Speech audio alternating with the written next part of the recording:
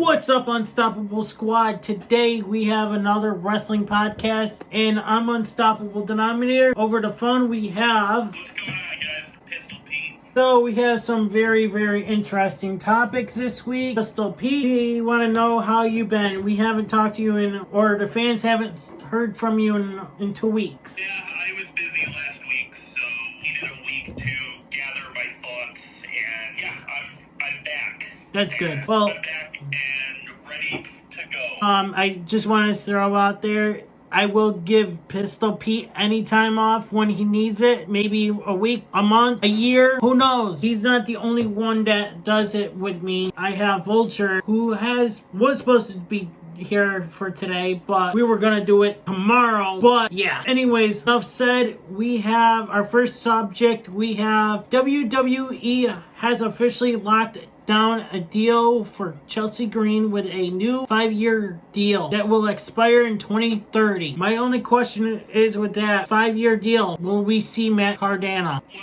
there's a couple ways this could go. The first, and if you asked the question, so this is my direct answer. I do believe that Matt Cardona wants to work in WWE again. It's something he said himself many times, and Chelsea Green's even brought up the fact that Matt Cardona's friends, like some of his best friends, are in WWE. So I believe he will come back. The other way this could go is something that, because they're a couple, sometimes people don't want to be in the same company as the other person, for business reasons or one way or the other. But I do believe, since Matt Cardona has said it himself, yes, I think we will see Zack Ryder, Matt Cardona back in WWE. It'd be great to see him in WWE, but great to see Chelsea Green signing a new deal. Maybe we'll see Matt go with WWE. Also, real quick before we move on, I'm going to make a prediction that she wins the Women's World Championship at some point. Yeah, maybe. I could see it. I think with this new deal, even though I don't think she cares about this, but I believe she's good enough to where she can contend for the Women's Championship. Right. And by the way, this news came from Fightful Select. Let's talk about CM Punk winning the championship finally again. So he done it, had a great match without any interference. No outside interference. This was good old-fashioned man-on-man action. I thought for sure something was going to go down at the end or in the middle after the match, but nothing happened. It was just CM Punk beat Jey Uso clean. I think this was the right call to make. It corrected the point where CM Punk lost it at SummerSlam. Yeah, as much as I love Jey Uso, I think the title needed to go back to Punk first before Jey or anyone else. I thought Vision was going to come out and help CM Punk win it. Yeah. And with Jey Uso and Jimmy, and I thought Jimmy was gonna come out to save his brother, right? And accidentally super kick Jey and cost him the belt. That's my prediction. I thought that was gonna happen, but nothing actually happened. That was shocking how nothing happened, especially at the end of the match. Jey Uso didn't even done nothing. I'm surprised he didn't turn heel. Maybe they're saving that heel turn coming up. Or maybe he just isn't going to. Maybe he's just frustrated. Maybe these are frustrations coming out. But did you see his tweet that I showed in the group chat? Yes, I did. That he gave the middle finger and said, "You win, y'all." And I'll say here what I said in the group chat. WWE is smart. They would pull the trigger on it now. I am at a point where I don't think that's any more realistic. Right. I think if it happens, it will happen for Jey and Jimmy. I can't see a scenario where one is heel and one is babyface anymore. I can't. Yeah, I agree with you there. we've brought this topic up how many times on this show? Since I think week 1. Yeah. So since we started this podcast. At what point is this just okay? We gotta put this one to bed. I no longer believe that Jey is going to turn heel without Jimmy, and I also don't believe he's turning heel at all. At this point, these are probably just frustrations. Maybe we'll have to look and see going forward into like tomorrow, Monday's episode of Monday Night Raw. So who knows? Maybe he might turn heel on Monday. He might. I don't know. Well, speaking of when you said you couldn't figure out the heel turns and stuff, you know, Cody Rhodes actually teased about turning heel on SmackDown at one point. Yeah, but here's the thing. And this is something I wouldn't have said about maybe 6 months ago. I believe there is a bigger chance of Cody Rhodes turning heel than Jey Uso at this moment in time. I think Cody Rhodes is definitely leaning more towards a heel turn for his character. I know I said this about Jey Uso, but again, like, at what point do we just have to accept the fact that he's not going to? I just think Cody's character would make more sense as a heel than Jey's character right now. A buddy of mine is getting, like you, he's now, actually two are getting sick of Cody's character right now. So, this is something I don't believe that Cody is going to be faced for much longer. Especially the way how he acted on Saturday's main event and SmackDown and Raw this past week, yeah.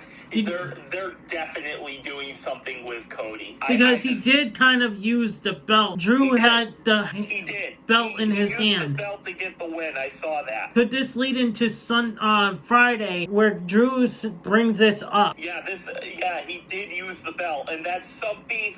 That is the reason I'm leaning more towards Cody at this point, because this is a classic heel tactic, and I know that super kicking somebody is heel tactic too, but again, it could also be frustrations. Cody's never, as far as I can remember, whenever Cody was face, I don't think he's used foreign objects to get a win. This is the first instance of him doing something like this. So I'm saying that we are going to see a Cody heel turn in the near future. I'm not sure if he ever used any weapons when he was a heel, back when he used to be Cody dashing Cody or whatever. Yeah.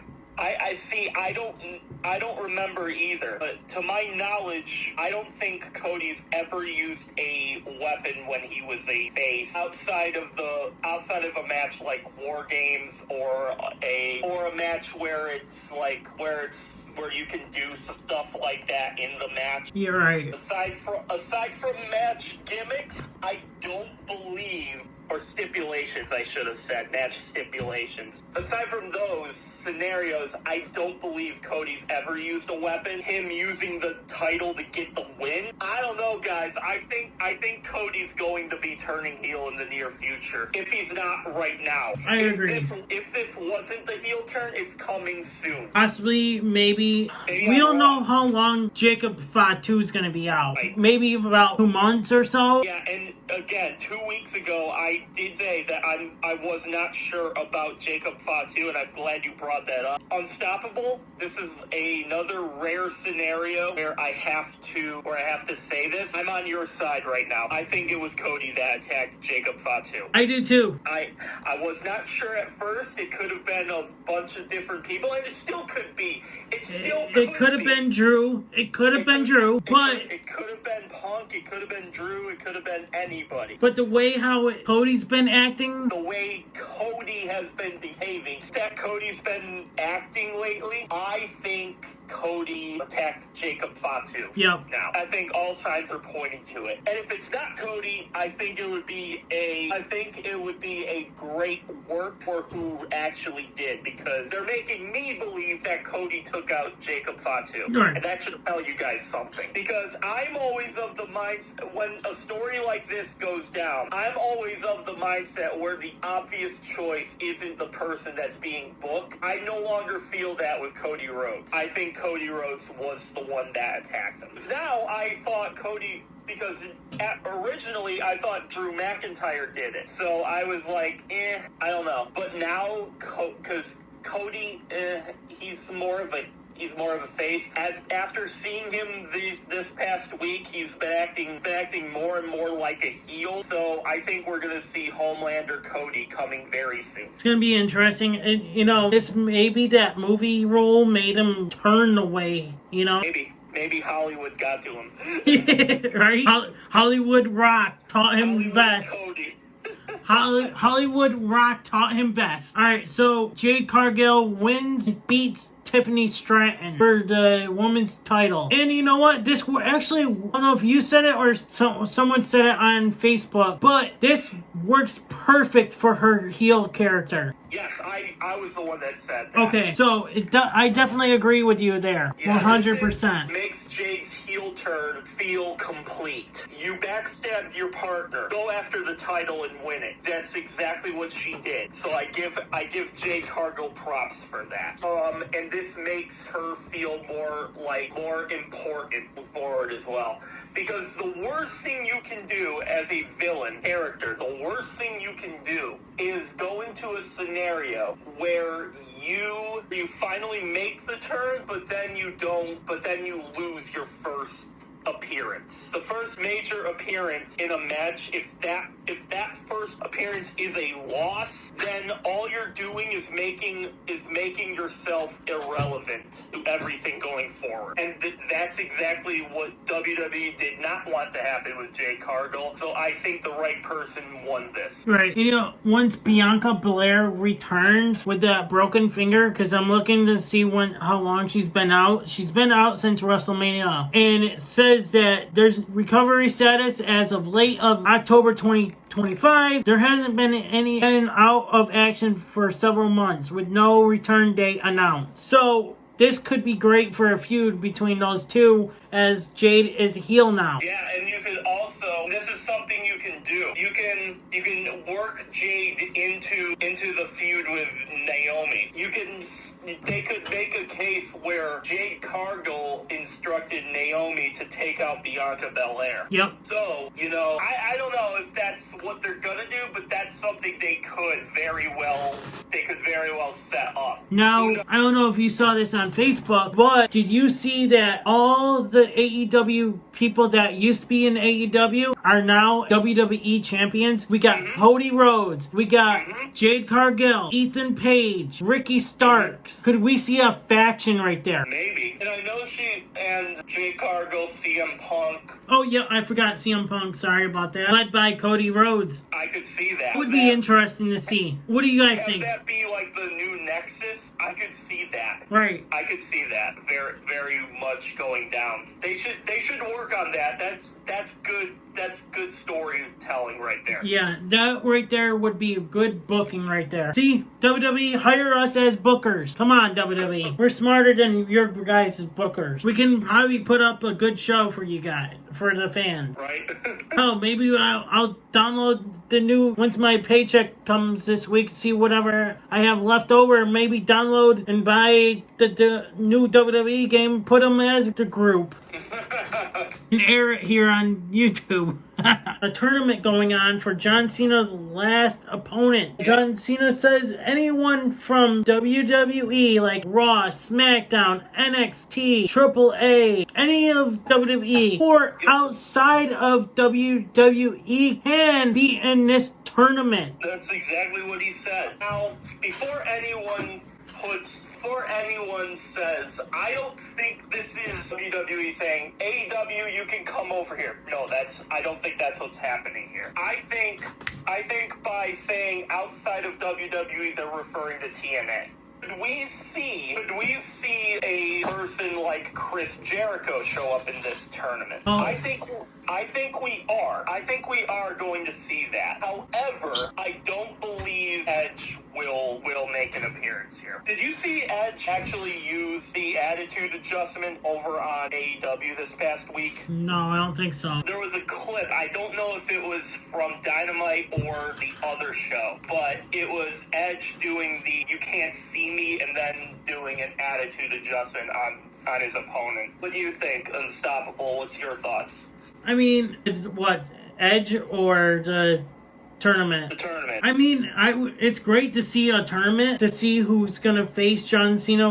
If it's someone had faced John Cena before, that would be great to see them face John Cena one last time. Who knows? AJ Styles could be in that and be his last opponent again. He could. He'll be like, I want to beat up John Cena one last time in his career. That would be hilarious. Right? I don't know if WWE is going to allow any AEW superstars. If AEW works with them, who knows? That would be a shocker, but I don't think so. I don't think that's going to happen. I think it's going to be free agents, or it's going to be TNA or AAA. They're on C Wrestling. He did report we could see Jeff Hardy in the tournament. We could. That is true.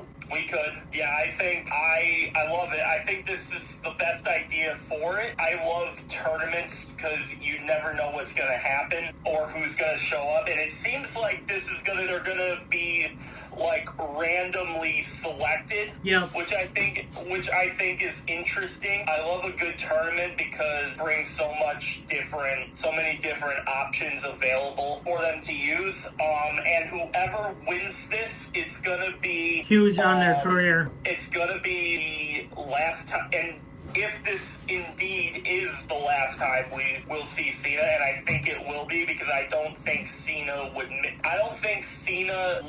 say it's his last match if it wasn't going to be. Well, do you think he'll make an appearance? Because C Wrestling did mention saying that after this last match, we will never ever see John Cena again, like make an appearance or anything. He said that we may not see him again. Listen, I believe him. I think Cena's a straight shooter. And guys, I'm actually speaking of John Cena, I'm actually wearing John Cena's shirt. It's not just because of the podcast. I didn't realize that I was wearing it.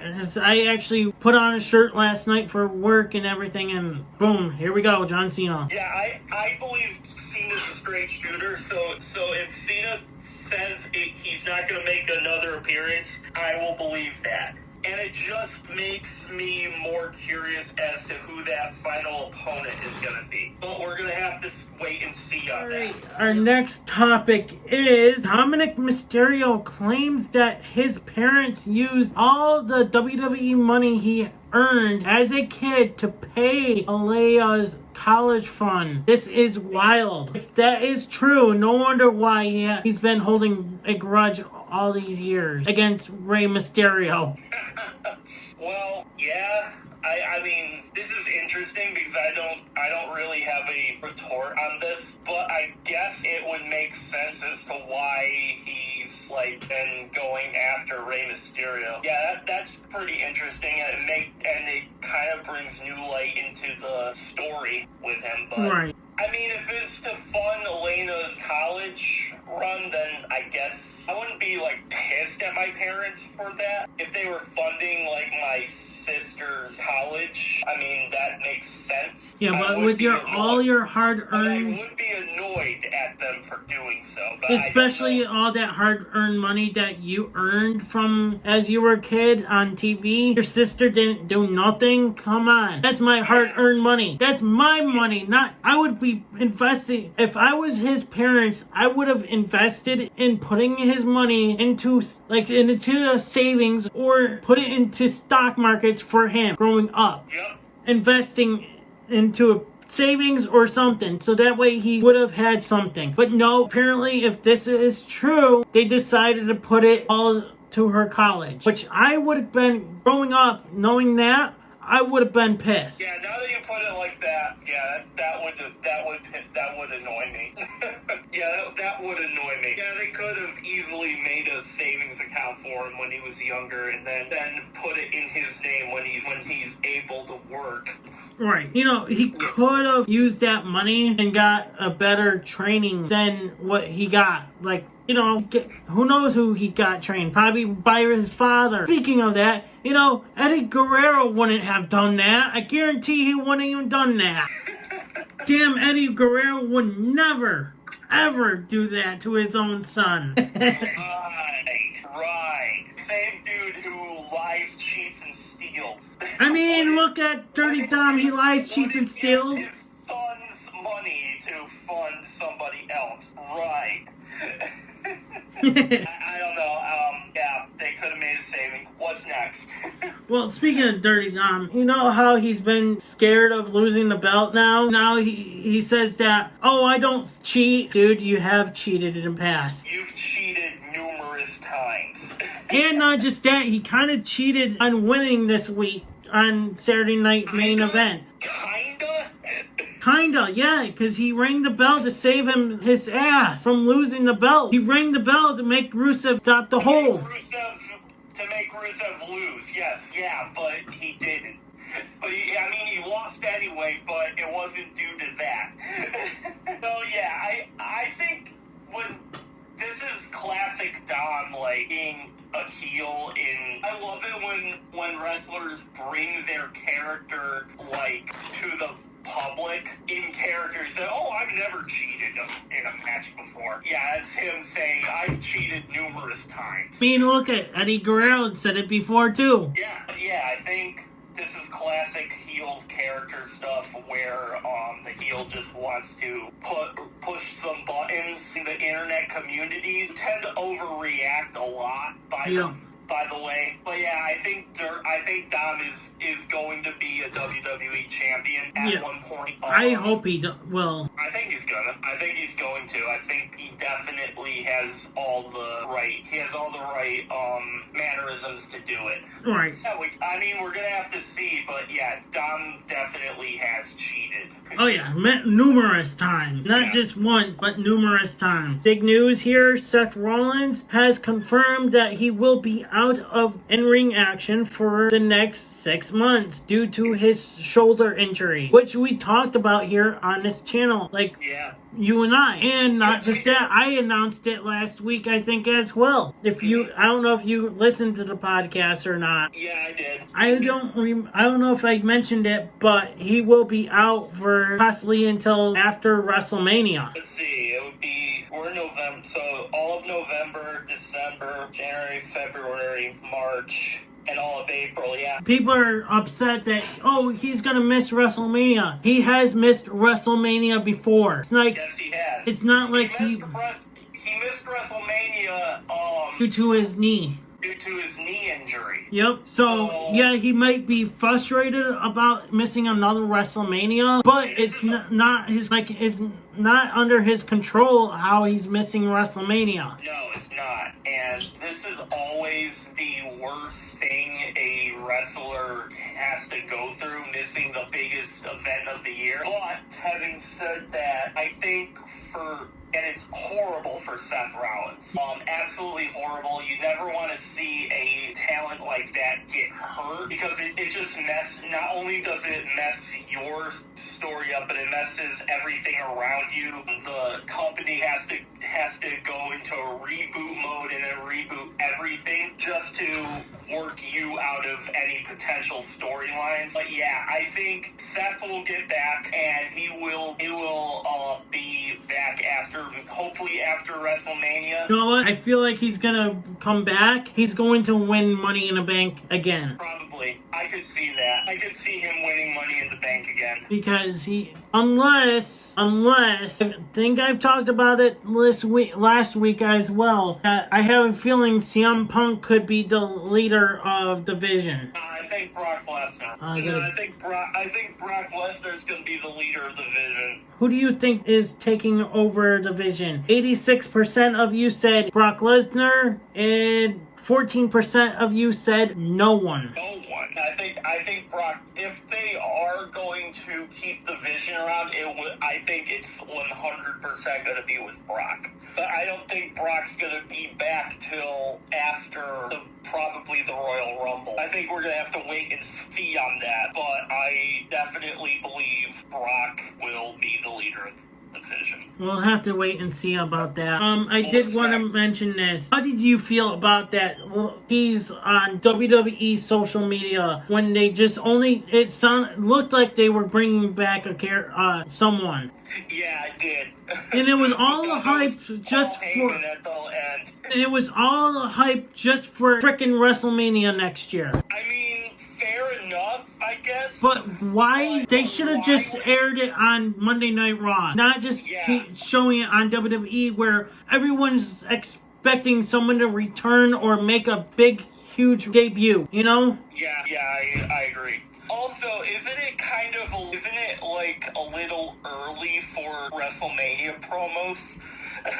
Kinda? Like, because the Royal Rumble hasn't even happened yet. Right, but kinda still is, yeah. I would have waited till next month. I would have waited at least until after WrestleMania. At least. It's just, it blows my mind sometimes. I don't know, I was expecting, they're bringing someone back here. But then you saw Heyman at the end, and it's like... Someone for division. It's like, okay, so they're going to bring back Brock Lesnar. And then all of a sudden, Triple H made one. I was like, that's a little weird. All of a sudden, it just appeared on Raw. Boom, hello, WrestleMania next year. And it's like, okay.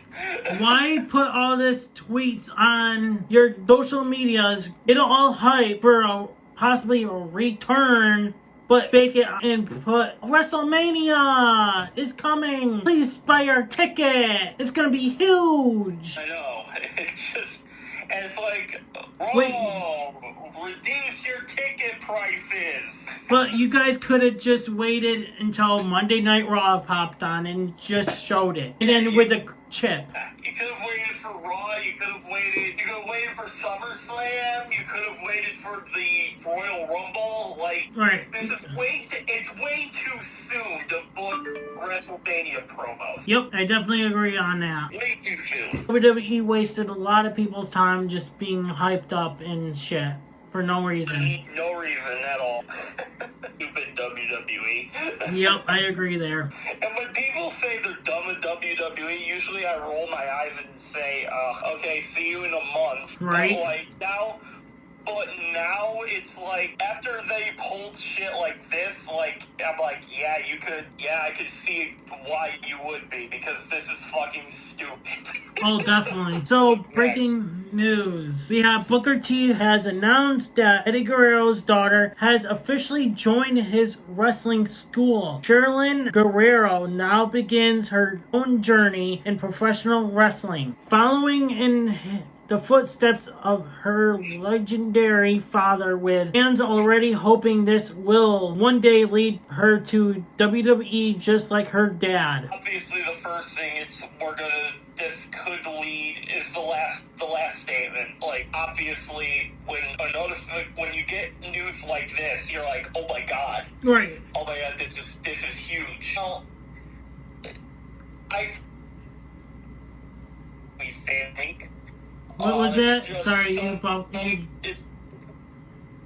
you're going in and out. Oh, my bad. It's all good. You're just my bad. Probably the Wi-Fi with the wind and all that. So, I feel like this happens more often than we think it does. I feel like, but not every wrestler that's ever been who's as good as an Eddie Guerrero. So I believe, we did a similar story to this with Aalyah Mysterio, if I remember correctly, right? Yeah. Right, and I think I think she was interested in Aalyah Mysterio. Didn't we have a story where she was interested in becoming a professional wrestler? Yes. Yeah, so I believe that, what's her name, Shayna? Sherilyn Guerrero, I think. Sherilyn. I believe one day we will see her in WWE. But will she do what her dad done? Like the same moves? Or will she do her own moves? I mean, maybe. Maybe she might do a little bit I would like to see her do her own stuff, but that's just me. I would like to see her do her own things. Right. I would like to see her do what her dad did on the top, and,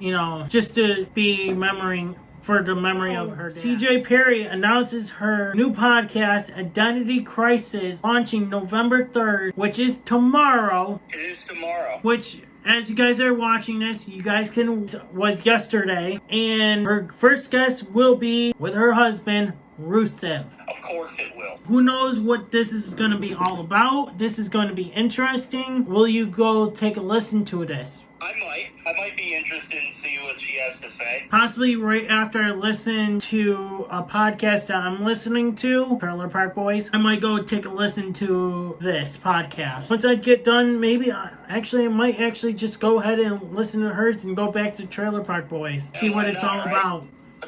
So why not, right? Yep. What's next? Alright, so we have The Undertaker. Mark Calloway was involved in a car accident in a Whole Foods parking lot where his large truck ran over the hood of a smaller parked car because his height made it difficult to see, which I kind of feel like that's bullshit. Yeah. He was pulling out of a parking spot, and the incident was a miscalculated caused by the limited visibility of his elevated vehicle. No injuries were reported, and the situation was the result of the car's height. I kind of call bullshit on that, how visibility, yeah, your freaking truck is probably jack high, but right. You still can't see it. So the only way this isn't BS, all right, this for the record, I think this is total BS, and he could see what was going on, because he has the height, he has the visibility advantage, right, when you're higher than someone else. You have the advantage in that. But the only reason this wouldn't be is that the vehicle was so short, or your truck was so elevated to where you literally couldn't see, like, beneath your hood. If it isn't, and first thing I'm nobody was hurt. Same. This is total BS. Yeah. Unless we're dealing with a scenario where the elevated truck was so elevated that you couldn't see the car in front of you. Okay, well, I have more details here. The back wheels of his truck drove over the front of the other car, damaging... Okay, so maybe he was backing up. Yes, maybe he couldn't see it. Okay, that makes sense. So now it makes sense now. Okay, sorry. That makes sense now. You guys probably like, hello, he ran over, going backwards. Okay, sorry. I just noticed this. The accident was a result of a miscalculation due to the high elevation of his truck, which describes as a Ford F-250. Incident was initially and did not result in injuries, which we already talked about. So probably Undertaker paid probably some whatever damage had happened. Now we understand. Okay, we just looked like idiots then. Yeah, we did. Our bad. We edit that entire section. No, I think we should just leave it. I'm like, hello, idiots. Edit that entire segment out. No, I think we'll leave it. Glad no one was hurt. We had one job, not to look into more details. Even though I had it written in my notes here, but I just didn't look. Okay. The way how it was wording all that in the beginning was like, hello, that doesn't make any sense, you know. Then when it said that in the beginning saying, oh, he backed up, you know. Mm-hmm. But, oh well. Alright, moving forward, we have Booker T has said that Triple H needs to call up Femi ASAP. Do you agree with him? I completely agree. I do too.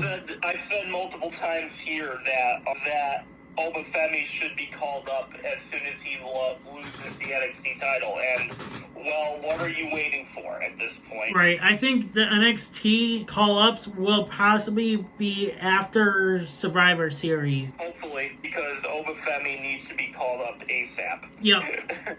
No, imagine him being the Vision's new leader. Imagine. I mean, that would be interesting. Do I think that's going to happen? No.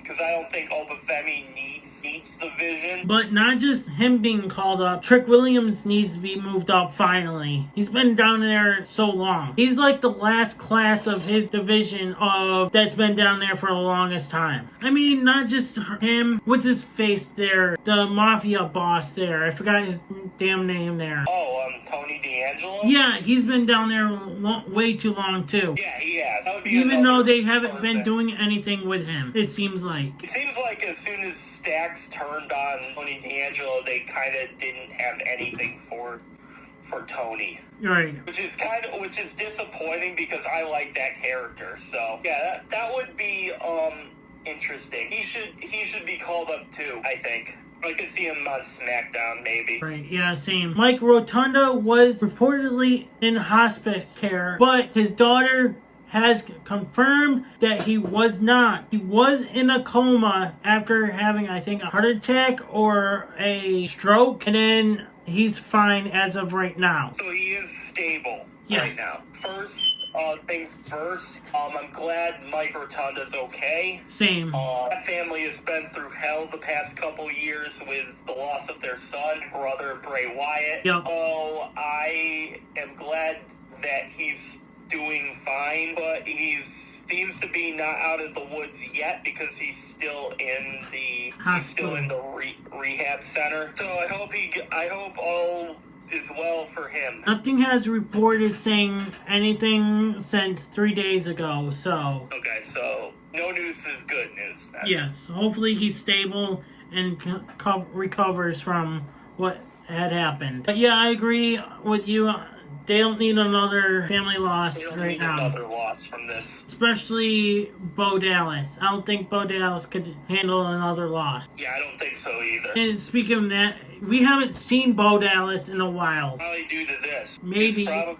My guess is that it was probably due to his father. I don't think he could handle another loss. Yeah, but he's been off TV a long time ago, though. Didn't he make an appearance? Not on the past. I'm surprised he wasn't there when the faction was going to the on SmackDown for Halloween. I'm surprised they didn't do that. He wasn't there. Interesting. I mean, he could have an injury himself, maybe. I'm looking up right now. But maybe it's due to his father. Hasn't had one since March. Interesting. Okay, so June 2025 indicate that Dallas has recovered from his injury and has been medically cleared to return, though specifically plans for his comeback have not yet been officially announced. That was a while ago. But where has he been? It's not bringing me anything. Well, maybe he just is with his father, unstoppable.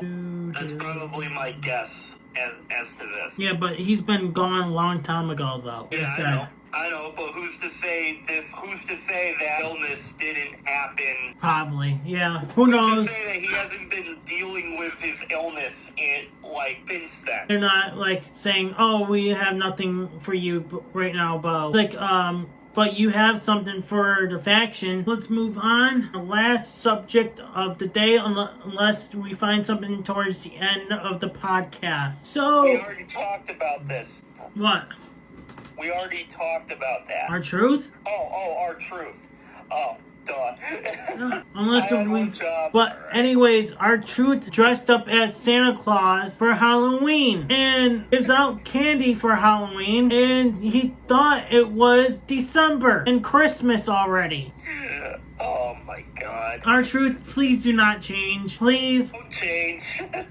Just be yourself. Stay as yourself there, please. My God. This is the same dude who went to Austria instead of Australia. Yep, and the one that brings out a ladder thinking it was a ladder match or Money in the Bank. In the middle of the Royal Rumble. Yeah, and it comes out in the Women's Royal Rumble too. R-Truth, just don't change. Hey, I'm not gonna lie, he looks great for his age. He doesn't even look like he aged a bit. I know, right? Alright. Let's see if there's any WWE news before we end it. Unless you want to bring this up, but Tony Khan reportedly freezes out wrestlers he thinks are WWE bound. I was just about to send that to you. Unless if you want to, we could. I mean, we could. We could talk about it. You're planning a jump to WWE. Don't expect much airtime in AEW. At least not while Tony Khan's calling the shots. That's not good. That is not good. During a recent episode of Wrestling Observer, Dave Meltzer dropped some telling insight about why certain wrestlers may be kept off AEW programming.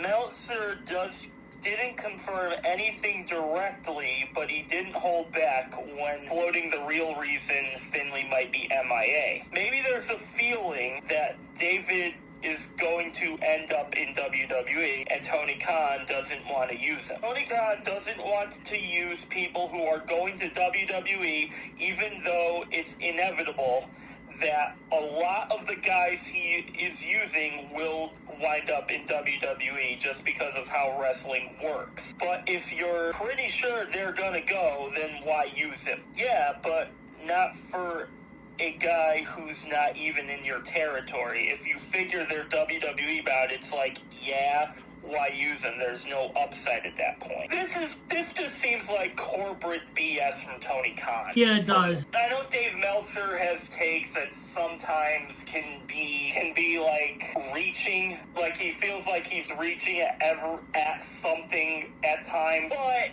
there's loads of evidence. Unfortunately for Tony Khan, there's loads of evidence that point to this being true. The first thing that comes to mind is Rey Fenix and Penta. When Penta was going to WWE, they were holding Rey Fenix hostage intentionally. Yep, I remember. Because he wanted to join his brother. They didn't want to lose out on the money that Rey Fenix was providing him, even though Phoenix said he didn't want to work another day in AEW. They eventually worked out an exit clause, and he has since been in WWE and hasn't been in AEW since. The next thing, and I think this is what sparked the entire thing in the first place, and I'm bringing this up now because I feel it's relevant here, and that's Stephanie Vicaire. Yeah. When she had the match at All Out, there were reports that said that Tony Khan wanted to sign her. He waited too long because a week later, I got the notification that WWE signed her, and I said at the time, and I still believe it, they haven't been the same. Tony Khan hasn't been in the same mindset since, because that was his first loss. Because you should have locked her down. Oh, well, he didn't lose just her. He lost Jade Cargill, too. Right, he did. But my point is, since he lost Stephanie Vicaire, that was kind of the fuse that lit his fire for this. And I think since Stephanie left, Tony Khan hasn't been the same. He hasn't been the same up here. If I were any AEW superstars, right, Yeah. I wouldn't say anything about wanting to go to WWE at all. Oh no, I would not say anything about that Until your contract is about to end. Even if he's about to ask you to sign a new contract, I would say, let me think about it. Let me give you a moment and... Yeah, let me think about that for a minute. So, definitely. And then I would go to WWE. Yep.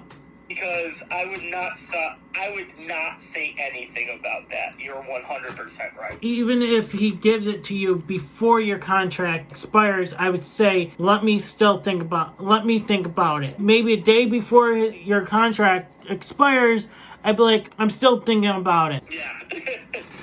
Let your contract expire. That way you have the pull Right. to do whatever you want. And then if you shop your options and AEW has the best offer, then sign the contract. Yep.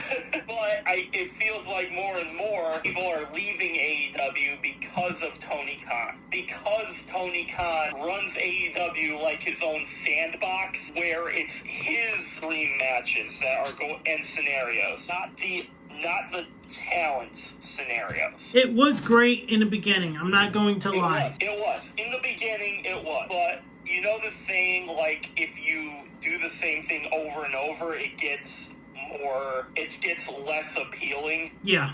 Well, I think it's happening here because the way Tony Khan runs it, he kind of has his own way of running things, and it's a major reason why they are where they are right now. And it's sad because their pay-per-views are really good. Yep. Nobody's complaining about that. It's the weekly shows where people have had an issue.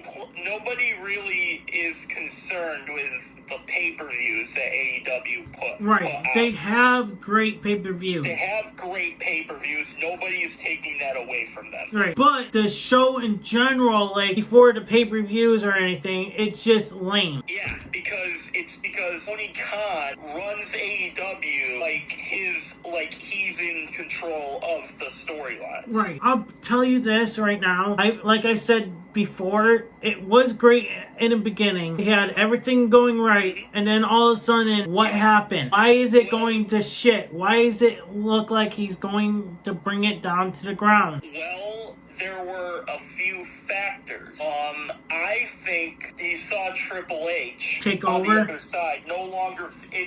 He's no longer having to deal with Vince, because I think when Vince was in control, and if he remained in control, this would be a very different conversation, because I believe Tony Khan was a better booker than Vince McMahon at the end of his career. Triple H, on the other hand, he's a far better booker and far better storyteller than Tony Khan. You can say that Triple H has had he hasn't been perfect. Like, there are some circumstances where I'm like, I don't know about that one, Chief. But overall, he was the reason that NXT was as big as it was. And I think for the most part, that has translated into the main roster. Then we had the Jack Perry CM Punk thing. Which that probably drew a lot of big eyes into his eyes right there. Yeah. And I'm telling you this, as soon as they leaked that footage, he got worried. They lost me. Yeah. As soon as that happened. Because it wasn't anymore they were trying to do what's best for the wrestlers. Right. No. You were so infuriated that Punk left to join WWE that you took time out of your own show to promote the other promotion. As soon as you do that, you are telling your own talent that they are not important enough.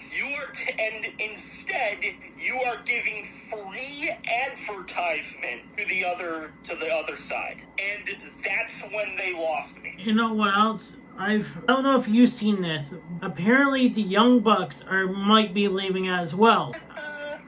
Wouldn't surprise me. Let me see how long their contract is going to be up. That wouldn't surprise me at all at this point. The Young Bucks signed a new multi-year contract with AEW in August 2023. Rumors were saying that they were going to be leaving. Well, 2 years is multi, isn't it? Yes. And 2 years from 2023, math, that's 2025. Yeah, sorry. Multi-year is 2 or more, so they could be leaving this year. But that was signed in August. They would have left already. Yeah, it's true. Hold on. Wait. Earlier reports indicate they had deals through 2024, which were then extended. Okay, so that would be 2026 at least. So because if they're extending that contract, and that contract is officially up last year, if they were giving a multi-year extension, then we're talking at least 2026. If the Young Bucks leave AEW, this is going to be a huge awakening. A huge story when it happens. This is going to be a huge awakening to losing. This is going to be a huge deal for AEW. This might be a waking call for Tony Khan. He's going to have to figure something out because he's losing his big stars if they do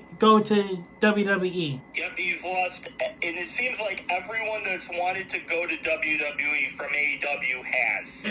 So no longer is Tony Khan in a situation where he's the reason people stick around anymore. And that's not a good look if you're the one in charge. Especially you have nothing for them if they want to go to WWE. Yeah, it's not a good look at all. So if I was Tony Khan, I would definitely stop being in control and let someone else be in control. Yeah, I would. He needs a booker. Yep. And I've heard reports more so last year that Shane McMahon was going to go to AEW, but that didn't go to anything. Then I heard Scott D'Amore, but that didn't go anywhere. So I no longer believe that they know what they're doing, and that's not a good look for the person in charge. Yep, Young Bucks do leave. Tony Khan's company is gonna go to the ground. Yep, absolutely. Because they are the biggest thing in AEW right now for them. Kenny Omega, and... if Kenny Omega leaves, forget it. AEW goes Kenny down. Omega, Chris Jericho, but it seems like Jericho's on his way out. MJF, Darby Allin. And again, Chris Jericho's already left. So if any of those other four leave, I think you can wrap this up. And even Tony Storm. Yeah, Tony Storm. If Edge and Christian leave too again, forget it. Bye-bye. Well, here's what's unfortunate when it comes to those last two you bring up. They're at the point in their career that they could say, well, I'm done. I've had a good run. I'm done now. Yeah. They're at that point where they don't have to stick around much longer if they don't feel like it. Right. And Adam Copeland, I keep bringing this up, Adam Copeland is a big character in the Disney Plus show Percy Jackson and the Olympians. Oh, really? I didn't even know that. Yeah, he's playing Ares, the god of war. That's why he's been taking, like, these hiatuses. He's been going to film. He's been going to shoot that show. So, and the new season's coming up at the end of next month. Yeah, and he's a major character in that. Yeah, so I definitely recommend it to you if you want to check it out. But alright. I might have to check it out maybe tomorrow. The point I'm getting at is they can leave at any moment, and Edge has more reason to leave. They might not be around much longer. Nope. And I've heard reports that said that Edge signed a 1-year contract extension. I don't know if that's been confirmed anywhere, but he's looking like he wants to retire on his 53rd birthday. I don't know if that's been confirmed by anywhere. That's just something I saw. Okay, so Edge, Adam Copeland, AEW's contract is rumored to expire around October 2025. Yeah, but we're in November right now. Yeah, that's what it's saying. He stated he had about a year and a half left on his deal, which aligns with the reported expired as of October 2025. The exact terms are not public, but the contract it's nothing. So it could lead him going to WWE. It could go one final run, but we could definitely see him go to WWE as John Cena's last opponent. As of right now, it says rumored to expire as of last month. Interesting. Yeah, we gotta wait to see on that then. So we'll find out when the tournament comes. Now, does the tournament start? Now, does the tournament start tomorrow? No, it starts next week. Okay, so we might see the bracket and maybe like question marks and stuff, but we'll have to see and wait. Yeah, we might have to see. I think that'll do it. Yep, actually, yeah, because if we find any, we'll have to bring it up next week. But anyways, Unstoppable Squad, thank you guys for watching. And we will be bringing back another wrestling podcast next week. Hopefully, you and Vulture will be on the podcast next week. We'll figure something out. Yep, if not, it'll just be you and I again in the morning or something. Who knows? I'm Unstoppable Denominator. I'm Pete. And we are out. Peace. Hey, everybody, it's your boy Skiz here. And if you don't subscribe to Blonde and the Unstoppable Denominator, then you are a toothy bumfuck, pussy-ass bitch motherfucker.